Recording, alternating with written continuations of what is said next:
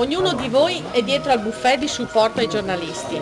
Quando il piatto che avete davanti sta finendo, cioè ce ne sono 3 o 4 porzioni, lo venite a chiamare in cucina senza portare via quella, va bene?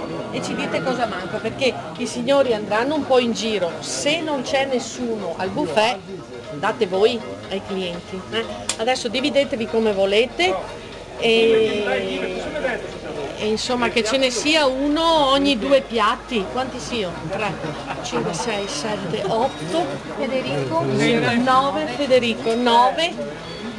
Sì, 9, 9, 18, qualcuno vabbè, tralasciamo i dolci, chi fa gli antipasti arriverà ai dolci così. Va bene. No, dai,